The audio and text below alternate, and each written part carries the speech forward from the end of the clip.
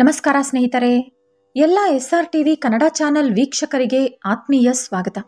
ಸ್ನೇಹಿತರೆ, ಇವತ್ತೇ ಶ್ರಾವಣ ಹುಣ್ಣಿಮೆ ಅಥವಾ ರಾಖಿ ಹುಣ್ಣಿಮೆ. ಶ್ರಾವಣ ಮಾಸದಲ್ಲಿ ಆಚರಿಸುವಂತಹ ಪ್ರತಿ ಹಬ್ಬ, ಪೂಜೆ ಎಲ್ಲವೂ ಕೂಡ ತುಂಬಾ ಶುಭ ಉಂಟು ಮಾಡುತ್ತೆ. ಶ್ರಾವಣ ಮಾಸ ಅಂದ್ರೆ ಮಹಾಲಕ್ಷ್ಮಿಗೆ ತುಂಬಾ ಇಷ್ಟ. ಅದರಲ್ಲೂ ಈ ಮಾಸದಲ್ಲಿ ಬರುವಂತಹ ಹುಣ್ಣಿಮೆ ಶ್ರೀ ಮಹಾವಿಷ್ಣು ಹಾಗೂ ಮಹಾಲಕ್ಷ್ಮಿಗೆ ಅತ್ಯಂತ ಪ್ರಿಯವಾದದ್ದು. ಈ ದಿನ ನೀವು ಶ್ರೀಕೃಷ್ಣ ಪರಮಾತ್ಮರು ಹೇಳಿದಂತ ಈ ಕಥೆಗಳನ್ನು ಕೇಳಿ ಈ ಒಂದು ಮರವನ್ನು ಮುಟ್ಟಿದರೆ ಲಕ್ಷ್ಮೀ ನಾರಾಯಣರು ಸಂತೋಷಿಸಿ ನಿಮ್ಮನ್ನು ಆಶೀರ್ವದಿಸುತ್ತಾರೆ. ಅದರಿಂದ ನಿಮಗೆ ಅನಿರೀಕ್ಷಿತವಾದ ಧನಾಗಮನ ಉಂಟಾಗುತ್ತೆ. ಹಾಗಾಗಿ ಆಲಸ್ಯ ಮಾಡದೆ ನಾಳೆ ನಾವು ಮಾಡಬೇಕಾದ ಕೆಲಸಗಳ ಬಗ್ಗೆ ತಿಳಿಯೋಣ. ಆದರೆ ಅದಕ್ಕೂ ಮುಂಚೆ ನೀವಿನ್ನೂ ನಮ್ಮ ಚಾನೆಲ್ ಅನ್ನು ಸಬ್ಸ್ಕ್ರೈಬ್ ಮಾಡ್ಕೊಂಡಿಲ್ಲ ಅಂದ್ರೆ ಖಂಡಿತ ಈಗಲೇ ಸಬ್ಸ್ಕ್ರೈಬ್ ಮಾಡ್ಕೊಳ್ಳಿ. ಹಾಗೆ ಈ ವಿಡಿಯೋ ಇಷ್ಟ ಆದರೆ ಮರೀದೇ ಒಂದು ಲೈಕ್ ಕೊಡಿ. ಸ್ನೇಹಿತರೆ, ಇವತ್ತೇ ಶ್ರಾವಣ ಹುಣ್ಣಿಮೆ ಅಥವಾ ರಾಖಿ ಪೌರ್ಣಮಿ, ಹಾಗೂ ಇವತ್ತು ಹಯಗ್ರೀವ ಜಯಂತಿ ಕೂಡ. ನಮ್ಮ ಅಷ್ಟ ದರಿದ್ರವೆಲ್ಲ ಹೋಗಲಾಡಿಸಿ ಮಹಾಪುಣ್ಯ ಕಲುಗಿಸುವಂತಹ ರಾಖಿ ಹುಣ್ಣಿಮೆಯ ಕತೆ ಈಗ ಕೇಳೋಣ. ಒಂದು ಸಾರಿ ಯುಧಿಷ್ಠಿರನಿಗೆ ಯಾವುದಾದರೂ ಯಜ್ಞ ಮಾಡಬೇಕು ಎಂಬ ಆಸೆ ಉಂಟಾಗುತ್ತೆ. ಸಾಮಾನ್ಯವಾಗಿ ಮಹಾರಾಜರು ಆಚರಿಸುವ ಯಜ್ಞಗಳಂದ್ರೆ ಅಶ್ವಮೇಧ ಹಾಗೂ ರಾಜಸೂಯ. ಇವೆರಡೂ ಕೂಡ ಎಷ್ಟೋ ಶ್ರೇಷ್ಠವಾದಂಥ ಯಜ್ಞಗಳು. ಈ ಎರಡು ಯಜ್ಞಗಳಲ್ಲೂ ಕೂಡ ರಾಜರು ಸುತ್ತಮುತ್ತಲಿರುವ ಎಲ್ಲ ರಾಜ್ಯಗಳಲ್ಲಿ ಗೆಲುವು ಸಾಧಿಸಿ ಈ ಯಜ್ಞವನ್ನು ಪೂರ್ಣಗೊಳಿಸುತ್ತಾರೆ. ಅಂದ್ರೆ ಈ ಎರಡು ಯಜ್ಞಗಳು ಕೂಡ ಪುಣ್ಯ ಹಾಗೂ ಪುರುಷಾರ್ಥ ಸಾಧಿಸಲು ಮಾಡುವಂತ ಯಜ್ಞಗಳು. ಹಾಗಾಗಿ ಯುಧಿಷ್ಠಿರ ರಾಜಸೂಯ ಯಜ್ಞ ಮಾಡಬೇಕೆಂದು ತೀರ್ಮಾನಿಸಿಕೊಂಡ. ಅದೇ ರೀತಿ ಪಾಂಡವರು ಸುತ್ತಮುತ್ತಲಿರುವ ಎಲ್ಲ ರಾಜ್ಯಗಳಲ್ಲೂ ಗೆಲುವು ಸಾಧಿಸುವ ಮೂಲಕ ದಿಗ್ವಿಜಯವಾಗಿ ಯಜ್ಞವನ್ನು ಪೂರ್ಣಗೊಳಿಸಿದರು. ಸುತ್ತಮುತ್ತಲಿರುವ ರಾಜ್ಯಗಳೆಲ್ಲವೂ ಪಾಂಡವರ ಪೌರುಷಕ್ಕೆ ತಲೆಬಾಗಿದವು. ಈ ರೀತಿ ಯಜ್ಞ ಪೂರ್ಣಗೊಳಿಸಿದ ನಂತರ ಯಾರಾದರೂ ಹಿರಿಯರಿಗೆ ಅಗ್ರತಾಂಬೂಲ ಕೊಡಬೇಕು. ಪಾಂಡವರ ಮನಸ್ಸಿನಲ್ಲಿ ಶ್ರೀಕೃಷ್ಣನಿಗೆ ಅಗ್ರತಾಂಬೂಲ ಕೊಡಬೇಕು ಅಂತಿದ್ದರೂ ಭೀಷ್ಮ ಪಿತಾಮಹರು ಏನಂದುಕೊಳ್ಳುತ್ತಾರೋ ಎಂಬ ಚಿಕ್ಕ ಸಂದೇಹ ಕಾಡುತ್ತಿತ್ತು. ಆದರೆ ಭೀಷ್ಮ ಪಿತಾಮಹರು ಪಾಂಡವರ ಮನಸ್ಸನ್ನು ಅರಿತುಕೊಂಡು ಶ್ರೀಕೃಷ್ಣನಿಗೆ ಅಗ್ರತಾಂಬೂಲ ಕೊಡಲು ಯುಧಿಷ್ಠಿರನಿಗೆ ಹೇಳಿದರು. ಪಾಂಡವರು ಸಂತೋಷವಾಗಿ ಶ್ರೀಕೃಷ್ಣನಿಗೆ ಅಗ್ರತಾಂಬೂಲ ಕೊಡಲು ಸಿದ್ಧವಾದರು. ಅದೇ ಸಭೆಯಲ್ಲಿ ಶಿಶುಪಾಲ ಕೂಡ ಇದ್ದ. ಶಿಶುಪಾಲನಿಗೆ ಚಿಕ್ಕಂದಿನಿಂದಲೂ ಶ್ರೀಕೃಷ್ಣನೆಂದರೆ ತುಂಬಾ ಕೋಪ. ಶ್ರೀಕೃಷ್ಣನಿಗೆ ಅಗ್ರತಾಂಬೂಲ ಕೊಡುತ್ತಿದ್ದಾರೆ ಎಂದು ತಿಳಿದ ಕ್ಷಣ ಶಿಶುಪಾಲ ಬಾಯಿಗೆ ಬಂದಂತೆ ಶ್ರೀಕೃಷ್ಣನನ್ನು ನಿಂದಿಸಲು ಶುರು ಮಾಡಿದ. ಸಭೆಯಲ್ಲಿ ಇಷ್ಟು ಜನ ಹಿರಿಯರು ಮರ್ಯಾದಸ್ಥರು ಇರುವಾಗ ಒಂದು ಹೆಣ್ಣನ್ನು, ಅಂದರೆ ಪೂತನ ಎಂಬ ರಾಕ್ಷಸಿಯನ್ನು ಸಂಹರಿಸಿದಂತ ಪುರುಷನಿಗೆ ಯಾವ ರೀತಿ ಅಗ್ರತಾಂಬೂಲ ಕೊಡುತ್ತೀರಿ ಎಂದು ಶಿಶುಪಾಲ ಸಭೆಯನ್ನು ಪ್ರಶ್ನಿಸಿದ. ಕೃಷ್ಣ ಎಲ್ಲಿದ್ದರೆ ಅಲ್ಲಿ ಅಪಶಕುನ, ಇವನು ಎಲ್ಲಿದ್ದರೆ ಅಲ್ಲಿ ರಾಕ್ಷಸರು ಬಂದು ಪ್ರಜೆಗಳನ್ನು ಹಿಂಸಿಸುತ್ತಾರೆ. ಇಂಥವನಿಗೆ ಅಗ್ರತಾಂಬೂಲ ಕೊಡುವುದು ಎಷ್ಟರ ಮಟ್ಟಿಗೆ ಸರಿ ಎಂದು ಧರ್ಮರಾಜನನ್ನು ಕೇಳಿದ. ಅವನ ಮಾತುಗಳನ್ನು ಕೇಳಿ ಭೀಮನಿಗೆ ತುಂಬಾ ಕೋಪ ಬಂತು. ಅವನನ್ನು ಆ ಕೂಡಲೇ ಸಂಹರಿಸಬೇಕೆಂದು ಮುಂದೆ ಬರುತ್ತಿರುವಾಗ ಅವನನ್ನು ತಡೆದು ನಿಲ್ಲಿಸಿದ ಭೀಷ್ಮ ಪಿತಾಮಹ ಈ ರೀತಿ ಹೇಳಿದರು. ಭೀಮ, ಪೂರ್ವದಲ್ಲಿ ಚಡಿ ರಾಜ್ಯವನ್ನು ಧಮಘೋಷ ಎಂಬ ರಾಜ ಪಾಲಿಸುತ್ತಿದ್ದ.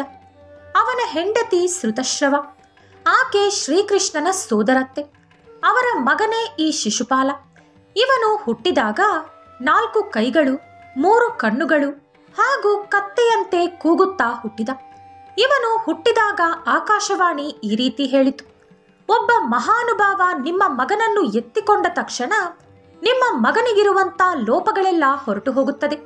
ಆದರೆ ಆತನ ಕೈಯಿಂದಲೇ ನಿಮ್ಮ ಮಗನ ಸಾವು ಸಂಭವಿಸುತ್ತದೆ ಎಂದು ಹೇಳಿತು. ಒಂದು ಬಾರಿ ಅತ್ತೆಯ ಮನೆಗೆ ಬಂದ ಶ್ರೀಕೃಷ್ಣ ಶಿಶುಪಾಲನನ್ನು ಎತ್ತಿಕೊಂಡರು. ಆ ಕೂಡಲೇ ಶಿಶುಪಾಲನಿಗಿದ್ದಂತ ಲೋಪಗಳೆಲ್ಲ ಮಾಯವಾಯಿತು.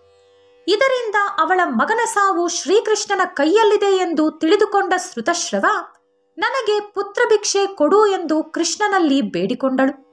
ಆಗ ಶ್ರೀಕೃಷ್ಣ, ಅತ್ತೆ, ನಿನ್ನ ಮುಖ ನೋಡಿ ಈಗ ನಿನ್ನ ಮಗನನ್ನು ಕ್ಷಮಿಸಬಲ್ಲೆ. ಅವನಿಗೆ 100 ತಪ್ಪುಗಳು ಮಾಡುವವರೆಗೂ ಅವಕಾಶ ಕೊಡುತ್ತೇನೆ. ಆದರೆ 101ನೇ ತಪ್ಪು ಯಾವಾಗ ಮಾಡುತ್ತಾನೋ ಆಗ ನನ್ನ ಕೈಯಾರೆ ಅವನನ್ನು ಸಂಹರಿಸುತ್ತೇನೆ ಎಂದು ಹೇಳಿ ಹೊರಟರು. ಹಾಗಾಗಿ ಭೀಮ, ಶಿಶುಪಾಲನ ಸಾವು ಶ್ರೀಕೃಷ್ಣನ ಕೈಯಲ್ಲಿ ನಿಶ್ಚಯ. ಹಾಗಾಗಿ ನೀನು ಅವಸರ ಪಡಬೇಡ ಎಂದು ಭೀಮನನ್ನು ಶಾಂತಪಡಿಸಿದರು ಭೀಷ್ಮ. ಇತ್ತ ಶಿಶುಪಾಲ ಇನ್ನೂ ಕೃಷ್ಣನನ್ನು ನಿಂದಿಸುವುದು ನಿಲ್ಲಿಸಲಿಲ್ಲ. ಆ ರೀತಿ ಅವನು 100 ತಪ್ಪುಗಳನ್ನು ಮಾಡಿ ಮುಗಿಸಿದ. 101ನೇ ತಪ್ಪು ಮಾಡಲು ಬಾಯಿ ತೆಗೆದ ಸಮಯದಲ್ಲಿ ಶ್ರೀಕೃಷ್ಣ ಪರಮಾತ್ಮರು ವೇಗವಾಗಿ ಅವರ ಸುದರ್ಶನ ಚಕ್ರವನ್ನು ಶಿಶುಪಾಲನ ಮೇಲೆ ಪ್ರಯೋಗಿಸಿದರು. ಆ ಸುದರ್ಶನ ಚಕ್ರ ಶಿಶುಪಾಲನ ತಲೆಯನ್ನು ಕತ್ತರಿಸಿತು. ಆದರೆ ವೇಗವಾಗಿ ಸುದರ್ಶನ ಚಕ್ರ ಬಿಡುವಾಗ ಶ್ರೀಕೃಷ್ಣ ಪರಮಾತ್ಮರ ಕೈಗೆ ಚಿಕ್ಕ ಗಾಯವಾಗಿ ರಕ್ತ ಬರಲಾರಂಭಿಸಿತು. ಆಗ ಶ್ರೀಕೃಷ್ಣನ ಕೈಗೆ ಬಟ್ಟೆ ಸುತ್ತಲೂ ಎಲ್ಲರೂ ಬಟ್ಟೆಯನ್ನು ಹುಡುಕುತ್ತಿರುವಾಗ ಅಲ್ಲೇ ಇದ್ದಂತ ದ್ರೌಪದಿ ಆಕೆಯ ಸೆರಗಿನಿಂದ ಸ್ವಲ್ಪ ಬಟ್ಟೆಯನ್ನು ಹರಿದು ಶ್ರೀಕೃಷ್ಣನ ಕೈಗೆ ಸುತ್ತಿದಳು. ಆ ದಿನ ದ್ರೌಪದಿ ಶ್ರೀಕೃಷ್ಣನ ಕೈಗೆ ಕಟ್ಟಿದಂತಹ ರಕ್ಷೆಯನ್ನೇ ಈಗ ನಾವು ರಕ್ಷಾಬಂಧನ ಎಂಬ ಹೆಸರಿನಿಂದ ಆಚರಿಸುತ್ತೇವೆ. ಆ ರೀತಿ ರಕ್ಷೆಯನ್ನು ಕಟ್ಟಿದ ದ್ರೌಪದಿಗೆ ಶ್ರೀಕೃಷ್ಣ ಈ ರೀತಿ ಹೇಳಿದರು: ಸಹೋದರಿ ದ್ರೌಪದಿ, ನಾನು ಆಪತ್ತಿನಲ್ಲಿರುವಾಗ ನೀನು ನನಗೆ ರಕ್ಷೆಯನ್ನು ಕಟ್ಟಿದೆ. ಹಾಗಾಗಿ ನೀನು ಆಪತ್ತಿನಲ್ಲಿರುವಾಗ ನಾನು ನಿನಗೆ ರಕ್ಷಣೆಯಾಗಿರುತ್ತೇನೆ ಎಂದು ಮಾತು ಕೊಟ್ಟರು. ದ್ರೌಪದಿಯ ವಸ್ತ್ರಾಪಹರಣ ನಡೆಯುವಾಗ ಆಕೆ ಶ್ರೀಕೃಷ್ಣನನ್ನು ರಕ್ಷಿಸು ಎಂದು ಪ್ರಾರ್ಥಿಸುತ್ತಾಳೆ. ಆಗ ಶ್ರೀಕೃಷ್ಣ ಸೀರೆಯನ್ನು ದ್ರೌಪದಿಗೆ ಕೊಡುವ ಮೂಲಕ ಆಕೆಯ ಮಾನ ಕಾಪಾಡುತ್ತಾರೆ. ಆ ರೀತಿ ಶ್ರೀಕೃಷ್ಣ ಪರಮಾತ್ಮರು ಅಂದು ದ್ರೌಪದಿಗೆ ಕೊಟ್ಟಂತ ಮಾತನ್ನು ಉಳಿಸಿಕೊಳ್ಳುತ್ತಾರೆ. ಅಂದಿನಿಂದಲೇ ತಂಗಿ ರಾಖಿಯನ್ನು ಅಣ್ಣನಿಗೆ ಕಟ್ಟಿದರೆ ಅಣ್ಣನಾದವನು ತಂಗಿಗೆ ಎಂಥ ಕಷ್ಟ ಬಂದರೂ ರಕ್ಷಣೆಯಾಗಿರಬೇಕು ಎಂಬ ಆಚಾರ ಶುರುವಾಯಿತು. ಇದಲ್ಲದೆ ರಕ್ಷಾಬಂಧನದ ಬಗ್ಗೆ ಮಹಾಭಾರತದಲ್ಲೂ ಕೂಡ ಉಲ್ಲೇಖವಿದೆ. ಒಂದು ಸಾರಿ ಧರ್ಮರಾಜ ರಕ್ಷಾಬಂಧನದ ಮಹತ್ವದ ಬಗ್ಗೆ ವಿವರಿಸುವಂತೆ ಶ್ರೀಕೃಷ್ಣನಲ್ಲಿ ಕೇಳುತ್ತಾರೆ. ಆಗ ಶ್ರೀಕೃಷ್ಣ ಪರಮಾತ್ಮರು, ಧರ್ಮರಾಜ, ವರ್ಷದಲ್ಲಿ ಶ್ರಾವಣ ಮಾಸದಲ್ಲಿ ಬರುವ ಹುಣ್ಣಿಮೆಯಂದು ಸಹೋದರಿ ರಕ್ಷಾ ಬಂಧನವನ್ನು ಅಣ್ಣನಿಗೆ ಕಟ್ಟಿದರೆ ಆ ವರ್ಷವಿಡೀ ಅವನಿಗೆ ಭೂತ, ಪ್ರೇತ, ಪಿಶಾಚಿ, ದುಷ್ಟ ಶಕ್ತಿಗಳು, ನರಪೀಡೆಯ ಬಾಧೆ ಇರುವುದಿಲ್ಲ. ಅನಾರೋಗ್ಯ, ಅಶುಭ ಅವನ ಹತ್ತಿರ ಕೂಡ ಸುಳಿಯುವುದಿಲ್ಲ. ಧರ್ಮರಾಜ, ಪೂರ್ವದಲ್ಲಿ ದೇವತೆಗಳು ಹಾಗೂ ರಾಕ್ಷಸರ ನಡುವೆ ಯುದ್ಧ ನಡೆಯಿತು. ಆಗ ರಾಕ್ಷಸರ ಕೈಯಿಂದ ಸೋತು ಹೋದ ದೇವತೆಗಳು ಹೆದರಿ ಅಮರಾವತಿಯಲ್ಲಿ ತಲೆಮರೆಸಿಕೊಂಡರು.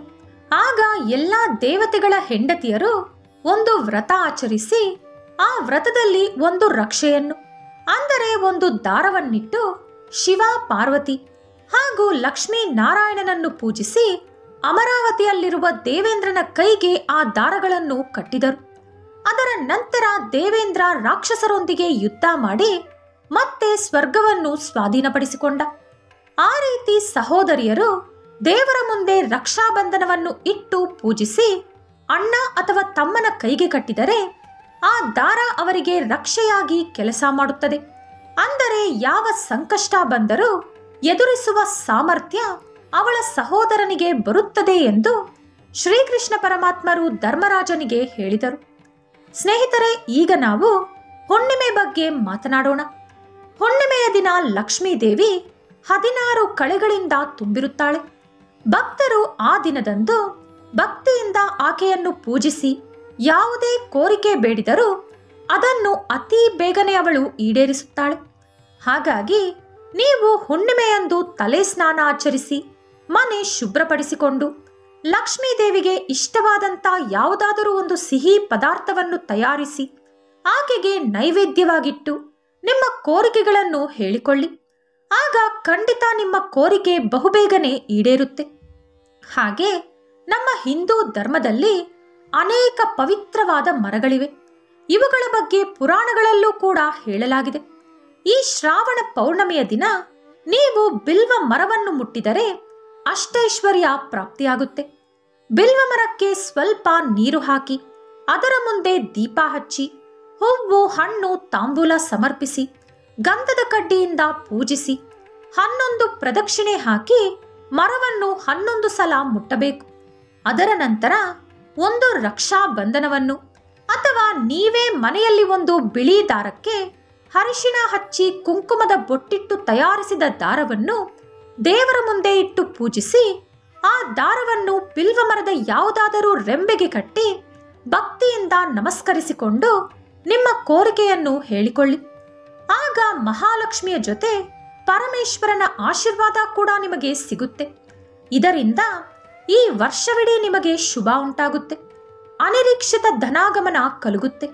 ಈ ವಿಡಿಯೋ ನಿಮಗೆ ಇಷ್ಟವಾದರೆ ಲೈಕ್ ಮಾಡಿ, ಶೇರ್ ಮಾಡಿ. ಇಂತಹ ಹೆಚ್ಚಿನ ಉತ್ತಮ ಕಥೆಗಳಿಗಾಗಿ ತಪ್ಪದೇ ನಮ್ಮ ಚಾನೆಲ್ ಅನ್ನು ಸಬ್ಸ್ಕ್ರೈಬ್ ಮಾಡ್ಕೊಳ್ಳಿ. ನಾಳೆ ಮತ್ತೊಂದು ವಿಡಿಯೋದೊಂದಿಗೆ ಪುನಃ ಭೇಟಿಯಾಗೋಣ. ಧನ್ಯವಾದಗಳು.